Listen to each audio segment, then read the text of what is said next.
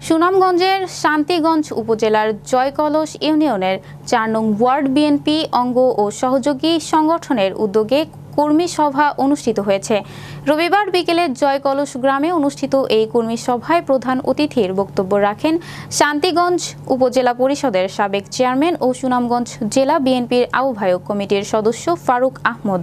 ৪ নং word BNP নেতা মুজিবুর রহমানের সভাপতিত্বে উপজেলা যুবদলের সদস্য সৈয়দ আলম ও জহির মিয়ার যৌথ সঞ্চালনায় কর্মী সভায় আরও বক্তব্য রাখেন শান্তিগঞ্জ উপজেলা বিএনপির সাবেক ভারপ্রাপ্ত সভাপতি রওশন খান সাগর, সহ-সভাপতি সিরাজ মিয়া, সাধারণ সম্পাদক আমিনুর রশিদ আমিন, সাংগঠনিক সম্পাদক আবুল কাশেম নাইম, যুগ্ম সাধারণ সম্পাদক আওলাদ হোসেন, আবুল কালাম, জিয়াউর রহমান, প্রচার সম্পাদক হিফজুর রহমান দিদার ও বিএনপি নেতা খলিলুর রহমান সহ আরও অনেকে।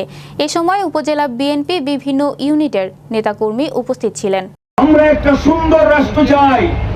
আমাদের নেতা তারেক রহমান সাহেব যে স্বপ্ন দেখেন 18 কোটি মানুষের ভাগ্য পরিবর্তন করার জন্য, 18 কোটি মানুষের অর্থনৈতিক মুক্তির জন্য, 18 কোটি মানুষের আগামী দিনে ভবিষ্যৎ যাতে সুন্দর হয়, তার বাচ্চারা যাতে পড়াশোনা করতে পারে, তারা যাতে চিকিৎসা পায়, তারা যাতে ব্যাংক থেকে লোন পায়, রাষ্ট্রীয় সকল সুযোগ সুবিধা জনগণ যাতে পায়, সেই ধরনের চিন্তা করে আমরা আগামী একটা সুন্দর সোনালী বাংলাদেশ করতে চাই।